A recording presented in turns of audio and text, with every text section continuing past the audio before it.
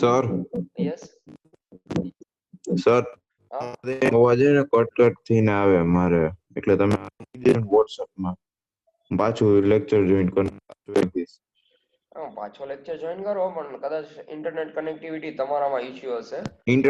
ઇન્ટરનેટમાં issue હા, કઈ વાંધો નહીં. અવાજ કટ થઈ ગયા. હા, રીજોઈન કરો, કઈનો વાંધો નથી. Do it.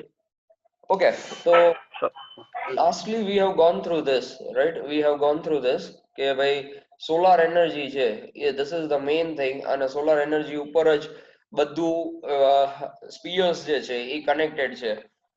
Spheres like everything, for example lithosphere, biosphere, hydrosphere or atmosphere, all these things are dependent on solar energy. મતલબ બધી વસ્તુ જે છે એ સૂર્ય ઉપર ડિપેન્ડન્ટ છે, સન ઉપર ડિપેન્ડન્ટ છે, અને ડિપેન્ડિંગ ઓન સન આ બધી વસ્તુ આગળ ચાલતી હોય છે. સન જોડે જ ચાલે છે, બરાબર છે. સો નાઉ સી આ આપણે થઈ ગયું છે, રાઈટ ને? Okay, man is the only living organism to capable. Okay, આ પણ થઈ ગયું છે, આ પણ થઈ ગયું છે. Positive negative impact, this was done. Okay sir મને સ્ક્રીન નથી આવતી. હા, સ્ક્રીન નથી આવતી. સ્ક્રીન છે ને એમાં તું પેલા જો, એક મારું જ્યાં હશે ને એને તારે પિન કરવાનું સ્ક્રીનમાં. પિન પિન કેવી રીતના? આ તો ડાયરેક્ટ ઓલું ચેટ બોક્સ ખુલી જાય તમને દબાવું તો. એક સેકન્ડ ચાલુ રાખ.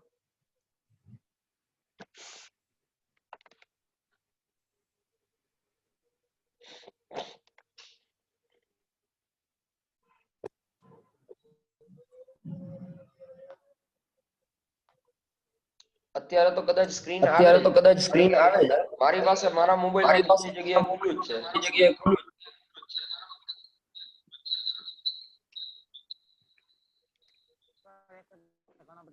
જો સર, જો હું સ્ક્રીનશોટ મોકલું તમને વોટ્સએપમાં કેવું આવે. આ પણ પર્સનલ કરજે, ગ્રુપમાં નહીં મોકલતો. હા,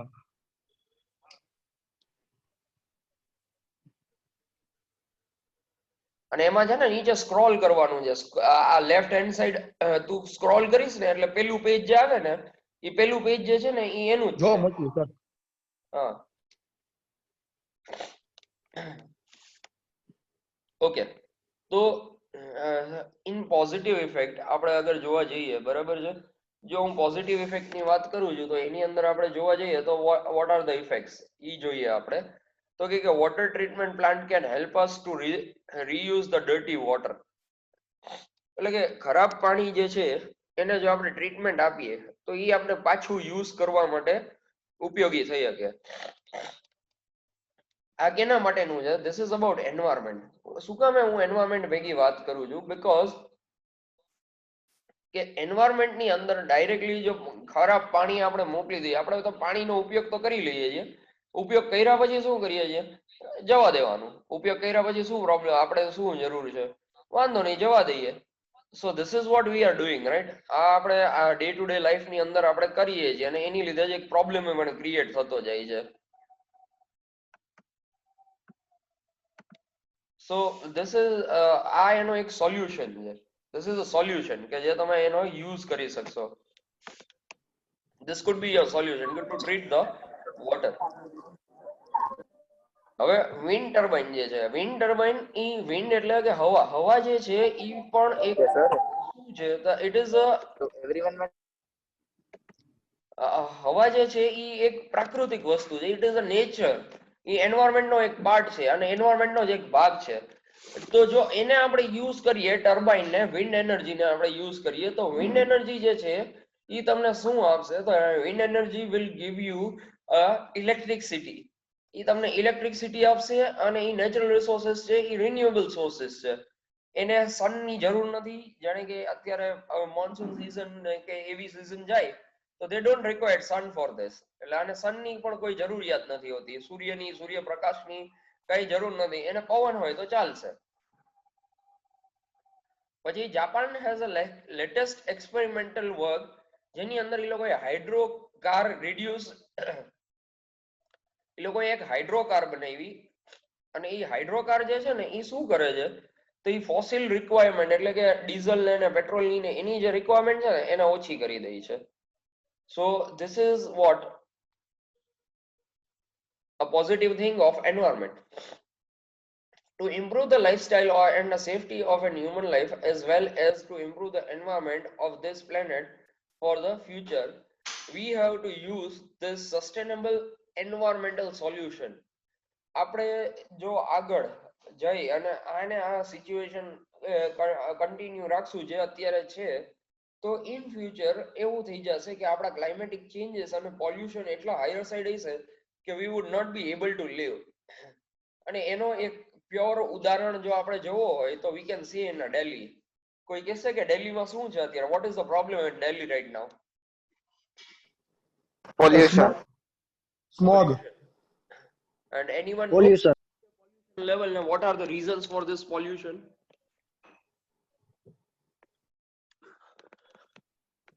મોર નંબર ઓફ વ્હીકલ્સ ને એ બધું આમ પોલ્યુશન મીન્સ કે એર પોલ્યુશન વધારે છે. એર પોલ્યુશન વધારે છે. અહીંયા ગેસીસ જે છે એ ગેસીસ બહુ વધી ગયા છે. જે કાર્બન ડાયોક્સાઇડ ગેસીસ છે અને કાર્બન મોનોક્સાઇડ જે નીકળે છે અને ઓલ ધ ગેસીસ કે જે અલગ અલગ આપણા ફ્યુલ ના કારણે વ્હીકલ્સ ના કારણે તો છે જ, પણ એનાથી મોટી વસ્તુ છે stumbling of crops. Stumbling of crops that means કે જે ક્રોપ એટલે કે જે ઉગાડ્યું હોય, આપણે જે ધાન ઉગાડ્યું છે એ ધાનને એ લોકો બાળે દર વર્ષે. આપણે ખબર હોય તો આપણે ઘઉં એકવાર વવાઈ જાય એટલે ઘઉંને બાળવાનું ચાલુ કરીએ આપણે. અને જ્યારે ઘઉંને બાળીએ ત્યારે બહુ મોટા અમાઉન્ટમાં પોલ્યુશન ક્રિએટ થાય છે. હવે આ જે પોલ્યુશન છે ને એ યા ને યા રહી, એ યા ને યા રહી રાખે. આ પોલ્યુશન ત્યાં ને ત્યાં રહી અને ભેગું થાય અને ગેસ ચેમ્બર બનાવી દીધી છે. તો in today's scenario if anyone ask you about Delhi, તો Delhi is a gas chamber. હવે આને ઓવરકમ કરવા માટે ઘણા બધા અલગ અલગ ઇક્વિપમેન્ટ્સ અવેલેબલ છે અને એ ઇક્વિપમેન્ટ્સ નો યુઝ કરવાનું ચાલુ પણ કર્યું છે માણસોએ. પણ એના કરતા વધારે સારું ઈ હોત કે આપણે એમાં સસ્ટેનેબલ યુઝ કર્યો હોત. એનો યુઝ આપણે સસ્ટેનેબલ વેમાં કર્યો હોત. કોઈ કહી શકશે એક હમણાં જ એક વસ્તુ, ચલો let us go through that આફ્ટરવર્ડ્સ. પેલા એક વસ્તુ છે કે હવે વ્હીકલ્સ લેવા જઈએ એટલે you have to go with 6G engine. ખબર છે તમને? હા સર. BS6 6G એન્જિન્સ છે એમાં તમે એક્ટિવા લેવા જાવ તો એની પ્રાઇસ ખબર છે? 80,000. 80,000. 83,000. 83,000. બટ અત્યારે ઇટ ઇઝ 1,20,000 રૂપીસ. એનું જો અત્યારનું જે મોડલ છે એ લેવા તમે જાઓ એટલે ઇટ કોસ્ટ 1,20,000 રૂપીસ. જે એક્ટિવા તમને આજથી થોડાક વર્ષ પહેલા 50,000, 55,000, 60,000 સુધીમાં મળી જતું હતું, એના જ અત્યારે ડબલ પ્રાઇસ થઈ ગઈ. શું કામે? કારણ કે એન્જિન્સ જે છે એ અપગ્રેડ કરવા જ પડશે અને પોલ્યુટન્ટ ફ્રી કરવા પડશે અને એ ગવર્મેન્ટનો રૂલ છે. હવે આ એન્જિન શું કામ મોંઘા થતા જાય છે? બીકોઝ કે ગવર્મેન્ટ સબસિડીઝ જે છે એ કેન્સલ થતી જાય છે અને જે એન્વાયરમેન્ટલ હાર્મફુલ એન્જિન્સ છે એ લોકો એક્સપાયરી ડેટેડ કરી દે છે, આઉટ ઓફ ડેટેડ કરતા જાય છે. એટલે એનું નવું મેન્યુફેક્ચરિંગ તો નહીં થઈ શકે. એની સામે now if you buy a electric car or if you buy a electric vehicle, તમે ઇલેક્ટ્રિક બાઇક અત્યારે લેવા જાઓ તો 12,000 રૂપીસ સબસિડી તમને આપશે government. Do you know this?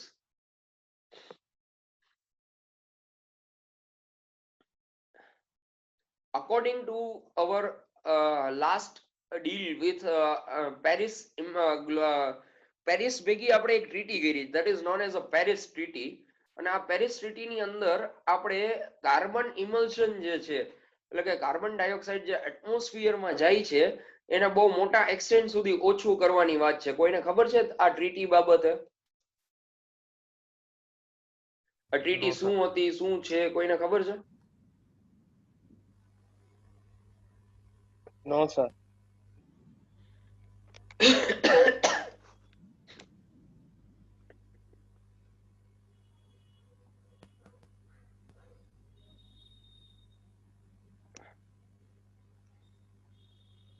Okay, so search karo what is Paris Treaty and what India has done. You can search from your mobile phone and give me the answer.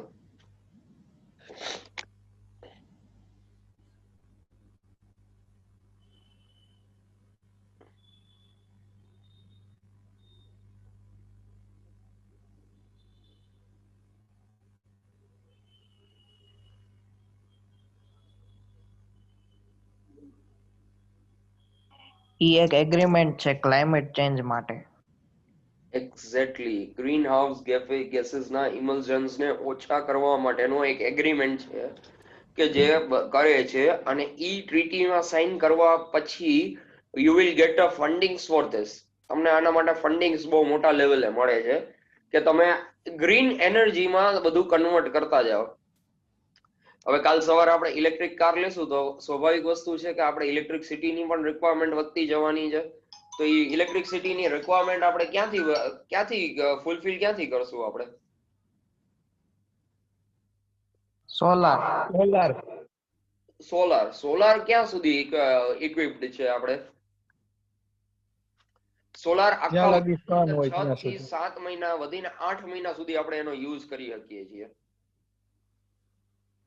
બરાબર, એટલે એની પછી wind efficiency. Energy છે sir, હા, wind energy એને બધાને convert કરી નાખવાનું. Exactly.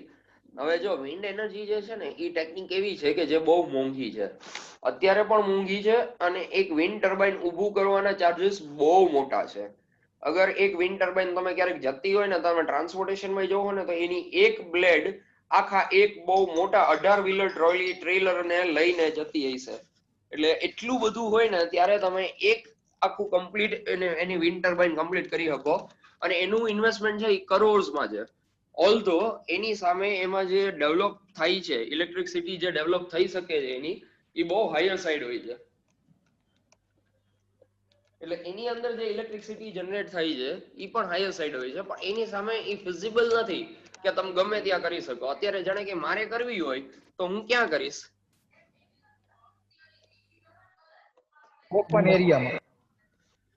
Exactly. અત્યારે ઓપન એરિયા જે છે એ આપણે સિટીની વચ્ચે તો મળવાના નથી. ધેટ મીન્સ કે મારે એને કરવું હોય છે તો ક્યાં કરવું પડશે? આઉટસ્કર્ટ્સમાં જવું પડશે, આઉટ ઓફ ધ સિટી જવું પડશે. તો again it has a problems. એટલે એનો એક પ્રોબ્લેમ ક્રિએટ થઈ જાય છે એમાં.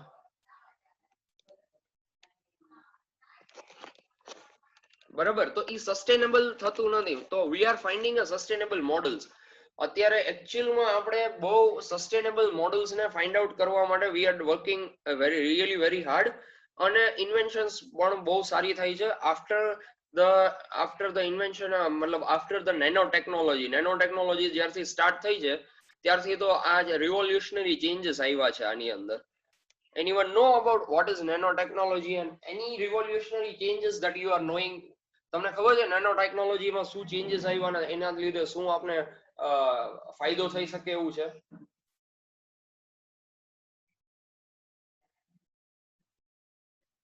હેલો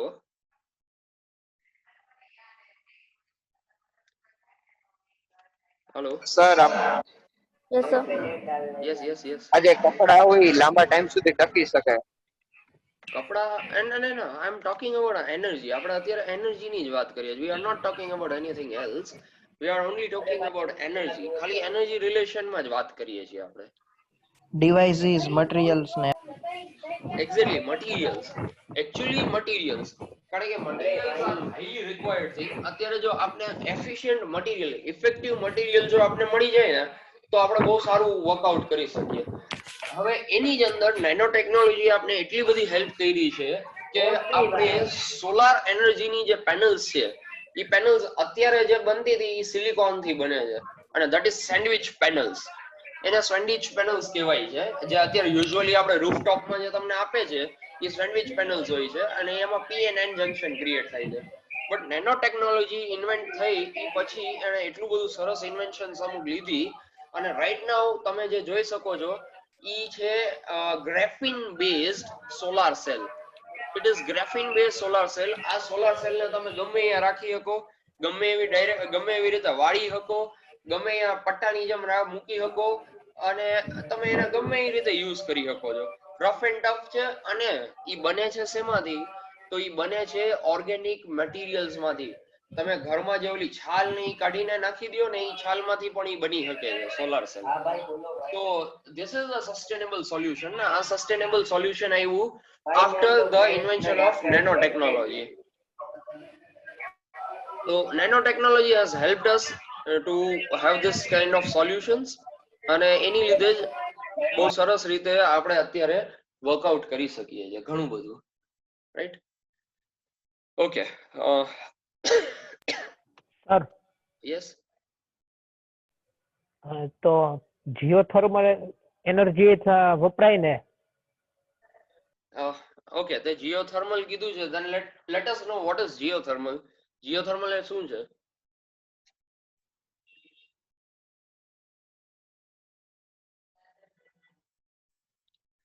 ગુંજન, geothermal ની તે વાત કરી, but what do you know about geothermal? What is geothermal?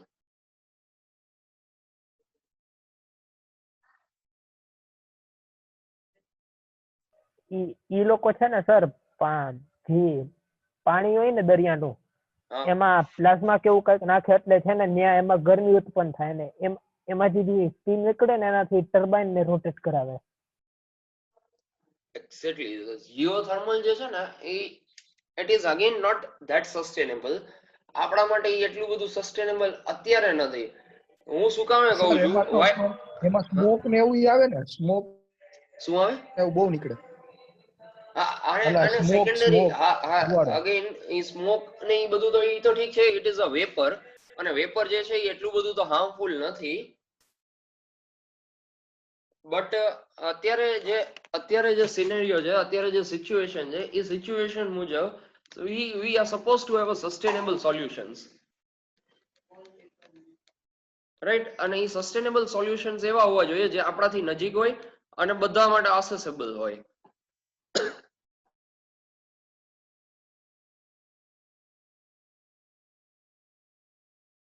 Okay, so let's go for this.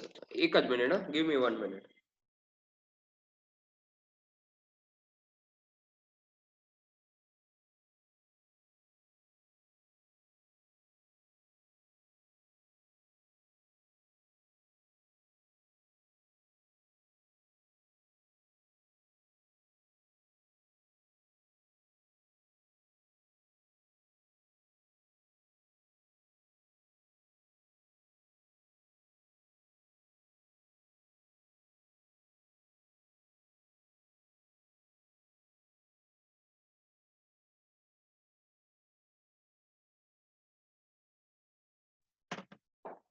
Okay, so આ જે સોલ્યુશન્સ હતા, આ સોલ્યુશન્સ ઉપર આપણે થિંક કરવું પડે કે what should be the best solution. હવે now you are a mechanical engineer, some of you are mechanical engineer, some of you are civil engineer, તમે ઓટોમોબાઈલ એન્જિનિયર સહી છો આમાં. તો જો તમને એક એવો પેન્ટ મળી જાય, બરાબર છે, કે જેને તમે ગાડી ઉપર લગાડી દીધો, પેન્ટ ગાડી ઉપર જેવો પેન્ટ હોય એવો જ પેન્ટ લાગે, પણ એ પેન્ટ સોલાર એનર્જી તમારી ડેવલપ કરી શકે, તો ઓટોમોબાઈલ.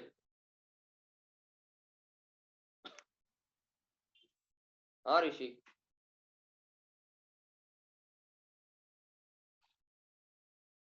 હેલો હેલો હા ઋષિ, સર, સેજ જોરથી બોલો ને, આમાં સેજ ઓછો અવાજ આવે છે.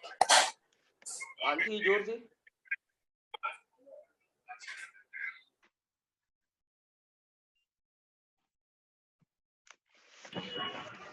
સર, હા, તો સર આપણે પેન્ટ ને એઝ અ લુબ્રિકેન્ટ વાપરી શકી સોલર વાળી કાર બનાવવા માટે.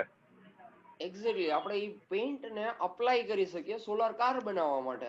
કાર લ્યુબ્રિકેન્ટ તરીકે આપણે યુઝ કરી શકીએ એનો. લ્યુબ્રિકન્ટ નહીં, લ્યુબ્રિકન્ટ ઇઝ સમથિંગ કે જે તમે ફ્રિક્શન લેસ કરવા માટે યુઝ કરો. આ you can use it as a pant. તમારી કારને એક્સટીરિયરમાં પેન્ટ કરી દો, લઈ લ્યો એનાથી. તો સર એનાથી આપણે ઇલેક્ટ્રિક કાર બનાવી શકીએ. હા એક્ઝેક્ટલી. અને ગ્લાસીસ પણ એવા મળે છે, ટ્રાન્સપરન્ટ ગ્લાસીસ, કે જે ઇલેક્ટ્રિક એનર્જી તમારી સોલાર એનર્જીને ડાયરેક્ટલી કન્વર્ટ કરશે. તો તમારું વિન્ડશીલ્ડ હવે સોલાર એનર્જી એબ્ઝોર્બ કરવા વાળું થઈ ગયું. તો તમારી કાર કોઈ પણ જગ્યાએ ઓપન પાર્કિંગમાં હશે તો it will always generate energy. That's it. So you can have a sir smart. એના પેલું સનરૂફ આપણે સોલાર વાળું બનાવી શકીએ જેનાથી ઇલેક્ટ્રિસિટી પ્રોડ્યુસ થાય ને આપણી કાર ચાલે. But what I mean to say is કે આ જે નેનો ટેકનોલોજી થી જે ડેવલપમેન્ટ થયું છે ને it is possible due to this. આ એની લીધે અત્યારે પોસિબલ થઈ શકે છે. સિવિલ એન્જિનિયર્સ છે યાર, you can have a pant. તમે સિવિલ એન્જિનિયર્સ છે એ પેન્ટ તમે લઈ શકો કે જે પેન્ટ બિલ્ડિંગ ની બહાર તમે પેન્ટ કરી દો જેવો તમારે જોતો હોય એવો કલર, અને એ તમને સોલાર એનર્જી ક્રિએટ કરીને આપશે. હવે ઉપર રૂફ ઉપર આપણે મૂકીએ એ કેટલું હોય? જરાક જેટલું હોય. આ તો આખા બિલ્ડિંગમાં તમે પેન્ટ કરેલો હોય તો એનર્જી કેટલી ડેવલપ થતી હશે, બહુ higher side. So this is possible due to nanotechnology, and now we are looking up to some good survival things. પછી મેકેનિકલ એન્જિનિયર છે, તમે ટર્બાઇન્સ, વિન્ડ ટર્બાઇન એટલી નાની અને કમ્પેક્ટ તૈયાર કરવામાં આવે છે હમણાંના દિવસોમાં કે તમે એને ઇઝીલી વર્કઆઉટ કરી શકો, ઇઝીલી તમે એને યુઝ કરી શકો. સર હા, નથી એનર્જી તો આપણે ડેવલપ કરી શકીએ પણ એનાથી પોલ્યુશન થોડું ઘટવાનું છે. શું ડેવલપ કરી શકીએ? એનર્જી તો આવી શકે પણ પોલ્યુશન થોડું ઘટે એમ. અરે then you can use the electric energy ને. તમે ઇલેક્ટ્રિક એનર્જી યુઝ કરો પછી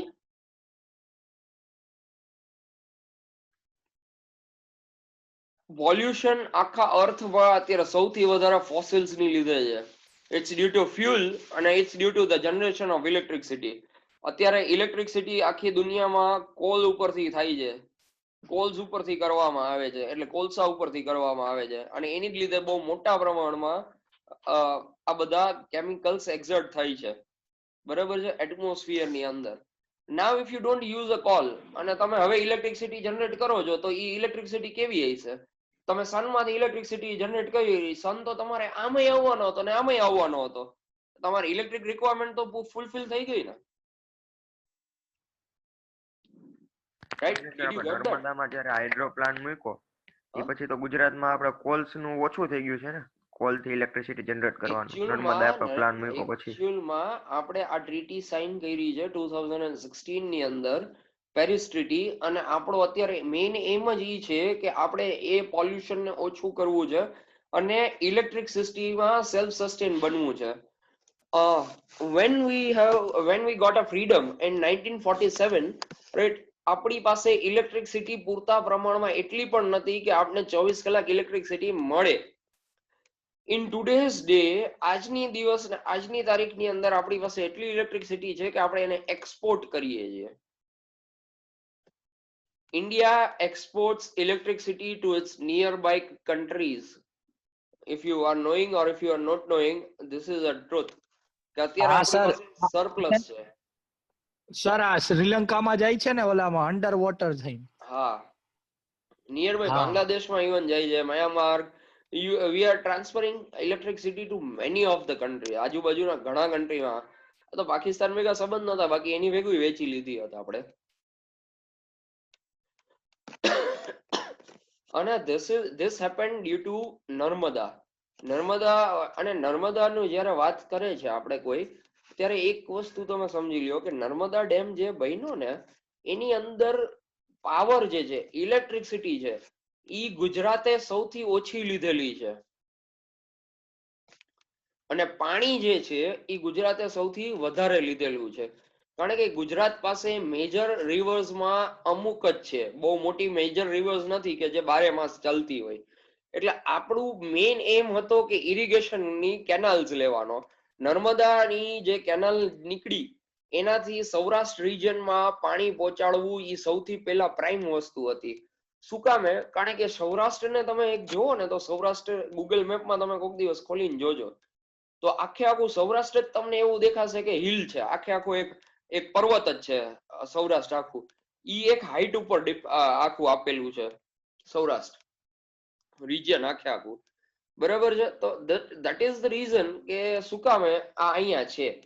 તો સૌરાષ્ટ્ર આખું એક હાઈટ ઉપર છે અને પાણી જે છે ને એ બધું નીચે વયું જાય છે, એટલે ગ્રાઉન્ડ વોટર આપણી પાસે નથી, અને નદી બધી વહી અને સીધી દરિયામાં વહી જાય છે, એટલે અહીંયા પાણી સ્ટોર નથી થઈ શકતું.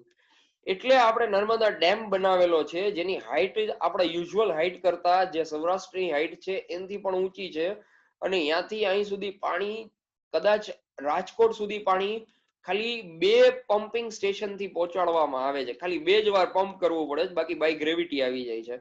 એટલે નર્મદાની અંદર આપણે મેઇન જે ઇન્ટેન્સ હતો આપણો, એ મેઇન ઇન્ટેન્સ એવો છે કે આપને પાણી મળી રહે, ઇરિગેશન સિંચાઈ માટેનું, બરાબર છે. એની અંદર આપણે વધારે પડતું પાણી લીધું છે. ઇલેક્ટ્રિસિટી તો રાજસ્થાન, મહારાષ્ટ્ર, મધ્યપ્રદેશ ને વધારે જાય છે અત્યારે. પણ સર એ તો આપણે ગુજરાત ગવર્મેન્ટ વેચે છે ને એને. ના ના ના ના ના, એકચ્યુઅલમાં આ ડેમ બનાવવા માટે 4 સ્ટેટ જે છે એને એગ્રી થયા છે, અને એ 4 સ્ટેટ વચ્ચે એગ્રીમેન્ટ થયો છે. પણ સર એમાં કેસ નહોતો થયો સુપ્રીમ કોર્ટમાં કે નર્મદા ડેમની હાઈટ નથી વધારવાની? એ તો કેસ એના માટે થયો હતો કારણ કે આજુબાજુના જે ઘર હતા એ બધા પાણીમાં વયા જતા હતા, જેના પોતાના ખેતર હતા એ પાણીમાં વયા જતા હતા, એટલે એ કેસ થયો અને એ કેસ હારી ગયા બધા.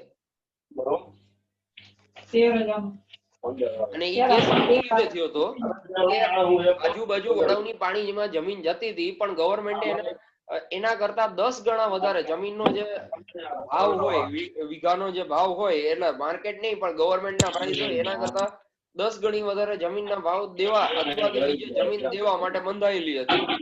અને ગવર્મેન્ટે જયારે એને બીજી જગ્યાએ જમીન આપી દીધી ત્યારે એ કેસ એની રીતે નાબૂદ થઈ ગયો હતો. બકરા બકરા નથી ગયો ને ક્યાં ગયો?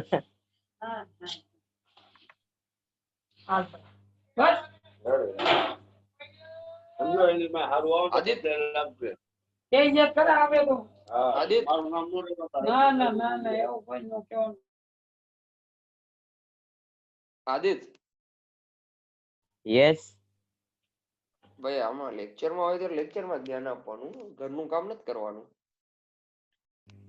ઓકે સર, આપણે સસ્ટેનેબલ એનર્જી જોતી હોય હા, તો ન્યુક્લિયર એનર્જી વપરાય ને.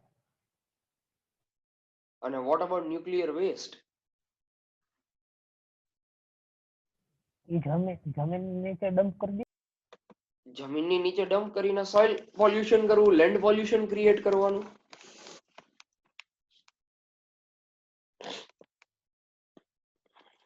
અગેન જમીનની નીચે તમે ડમ્પ કરી દો એટલે શું થયું? નહીં લેન્ડ પોલ્યુશન. સાંભળો, કે મતલબ કે એક એવી પ્રોપર ફેસિલિટી બનાવવાની જેમાં તમે આજુબાજુ મેટલ રાખ્યું હોય અને જે વેસ્ટ હોય ઈ ગમે એ રીતે લેન્ડ ને ન અડે. અરે પણ એટલું તમે કેટલું કરી શકવાના?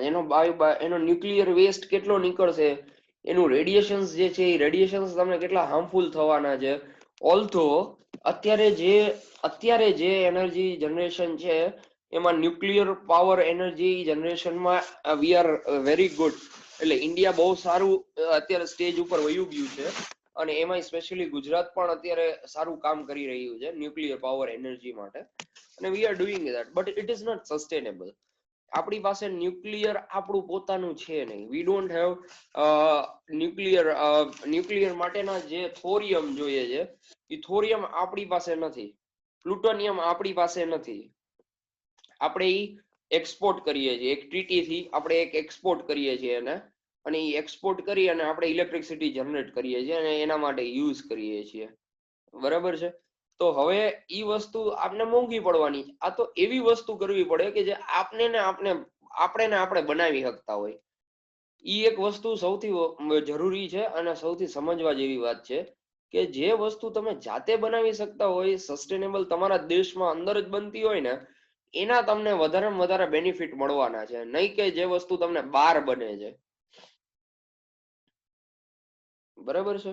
પણ સર, માની લો કે એનો ભાવ આજે 1 લાખ છે, તો એને એકવાર ફ્યુલ કરી દે તો ઘણા ટાઈમ સુધી ફ્યુલ કરવાની જરૂરત ન પડે ને, લોંગ ટર્મ તો હાલે ને. ઈ તો છે જ, બટ એનો 1 લાખ ભાવ નથી ને, એનો લાખમાં નથી, કરોડ્સમાં ભાવ છે, અને that is the reason why we are not using it. છે બહુ હાઈલી એફિશિયન્ટ છે. આપણે એટલે ન્યુક્લિયર સબમરીન્સ ને ઈ બનાવ્યું છે કે વારે ઘડીએ એને રિચાર્જ ન કરવી પડે અને ફ્યુલ બહુ મોટા પાયે ના લઈ જવું પડે. એટલે જરાક ન્યુક્લિયર એનર્જી દઈ દીધી હોય તો ઈ કેટલી બધી હાઈલે રાખે ઈ સબમરીન્સ. એટલે જ આપણે ઈ બનાવેલી છે. પણ અત્યારે જે મેઇન વસ્તુ છે એ છે કે ઈ બરાબર છે બધી વસ્તુ, પણ આપણે એવું કઈ આર્ટિફિશિયલ યુઝ નથી કરવું. આપણે એન્વાયરમેન્ટનો જે પોર્શન છે, એન્વાયરમેન્ટમાં જે વસ્તુ અવેલેબલ છે અને જે ફ્રીલી અવેલેબલ છે, જે કોઈ પણ પ્રોસેસ વગર અવેલેબલ છે, એને પહેલા યુઝ કરવી. હવે ન્યુક્લિયર યુઝ કરવા કરતા વિન્ડ એનર્જી સસ્તી પડે છે, એટલે આપણે વિન્ડ એનર્જીનો યુઝ કરીએ છીએ. પણ સર ન્યુક્લિયર એનર્જી તો જરાક ડેન્જર કેવું, કારણ કે એમાં ચેન રિએક્શન ચાલુ થઈ ગયું તો બહુ ડેન્જર થઈ એટલે જાય. એ તો કંટ્રોલ વેમાં ચેન રિએક્શન થતું હોય છે એનું, એવું નથી. એ ડેન્જરસ છે એમાં ના નથી. હમણાં જ રશિયામાં એક ન્યુક્લિયર પાવર પ્લાન્ટ હતો જે એની અંદર આખો એક્સપ્લોઝન થઈ ગયો અને આજુબાજુનું જે ગામ હતું એ આખું ગામ રેડિયેશન ની અંદર આવી ગયું અને ચેર્નોબિલ નંબર્સ ઓફ પીપલ ને કેન્સર્સ ને આન તેન થવાનું ચાલુ થઈ ગયું છે અત્યારે. ઓલ તો ચેર્નોબિલ પ્લાન્ટ હા ચેર્નોબિલ પ્લાન્ટ યસ એક્ઝેક્ટલી. અને ઓલ્ધો ઈ લોકોના પોપ્યુલેશન આપણા જેટલું ડેન્સિટી વાળું નથી, બાકી આપણે તો જો ફેલાવાનું ચાલુ થાય તો કેટલા બધા વયા જાય. એટલે this is what a main thing is કે તમારે જે એનર્જી યુઝ કરો જે સેફ પણ હોવી જોઈએ. It's not only about what you are using અને કેટલું સસ્તું ને કેટલું સસ્ટેનેબલ છે, એની સામે સેફટી પણ એક રિક્વાયરમેન્ટ છે. અને અત્યારનું સોલ્યુશન એક ટાઇડલ એનર્જી પણ અત્યારે એક સોલ્યુશન તરીકે બહુ સારી રીતે આવ્યું છે. ટાઇડલ એનર્જી એટલે કે એ દરિયાના વેવ્સ જે છે એમાંથી ક્રિએટ કરવાનો એનર્જીને. હા સર, હાઈ ટાઇડ્સ ને હાઈ ટાઇડ્સ, લો ટાઇડ્સ, એ પણ એક ટેકનિક છે. અને બીજી જે મોજા આવે છે એ મોજામાંથી પણ બનાવવામાં આવે છે. That is another technique, eddy current technique છે એ. તો અત્યારે ઘણા બધા ઇન્વેન્શન્સ થઈ રહ્યા છે અને નિયર બાય ફ્યુચરમાં એવું લાગે છે કે energy will be the most efficient sector. Energy sector જે છે એ સૌથી રિક્વાયર્ડ સેક્ટર હશે અને એમાં સસ્ટેનેબલ મોડલ્સ જે છે એ હંમેશા રિક્વાયર્ડ હશે. કોઈ પણ ઇક્વિપમેન્ટ તમે બનાવશો અથવા કોઈ પણ બિલ્ડિંગ તમે બનાવશો તો બધી વસ્તુ અત્યારે સ્માર્ટ એટલે કે સસ્ટેનેબલ હશે તો અને તો જ ડેવલપ થઈ શકશે. કારણ કે ફ્યુચરની રિક્વાયરમેન્ટ હશે, ફ્યુચર નીડ હશે. અત્યારે ગાડી ધુવાડા કાઢે છે ને આપણે શ્વાસ ના લઈ શકીએ. જો માણસ જ શ્વાસ નહીં લઈ શકતો હોય તો માણસ એ વસ્તુને હું કામ વાપરશે? આજે આપણે શ્વાસ લેવાની જગ્યા ન હોય તો આપણે એમ કેવું ને કે ભાઈ ગાડી નથી વાપરવી, જવા દો ગાડીને. આપણે જીવી તો હકવા જોઈએ ને, મરી જાવું તો ગાડીનું શું કામ છે? તો this are the main points. Yes. તમને ઓલો થર્મલ પાવર પ્લાન્ટ કઈ રીતે આલે ખબર છે ને? એટલે મને તો ખબર જ હોય ને. નહીં સર, તો ત્યાં જે સળગાવવા માટે કોલ વાપરે છે, મારી કોલની જગ્યાએ બાયોગેસ વાપરે તો? That is a good point કે we can use a biogas in fact of coal, but biogas તમે કેટલો જનરેટ કરી લ્યો?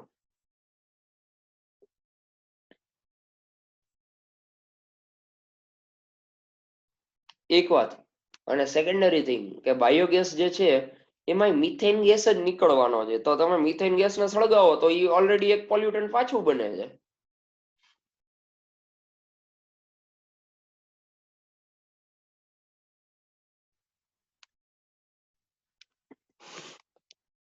ઓકે ગુંજન? હા હા સર, સમજાઈ ગયું. પણ તો આપણે જે આ ઘરમાં જે ટ્રાન્સપોર્ટ કરે છે ગેસ, એ ઇનડાયરેક્ટલી જ થયું ને? એકચ્યુઅલમાં એ છે કે આપણે જે ઘરમાં ટ્રાન્સપોર્ટ થાય છે ને એ નેચરલ ગેસ મિથેન છે અને એમાં છે ને કમ્બશન થવાની જે કેપેસિટી છે, એટલે એમાં બળતણ થવાની જે કેપેસિટી છે ને એ બહુ હાયર છે.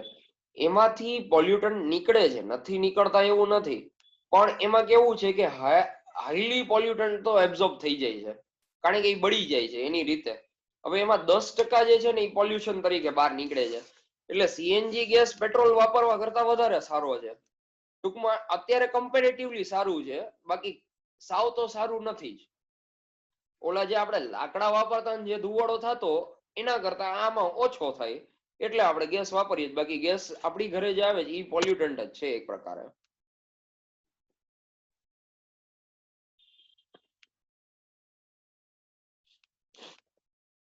ઓકે, તો ધીસ ઇઝ અ સાયકલ.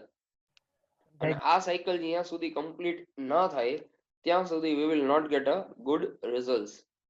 તો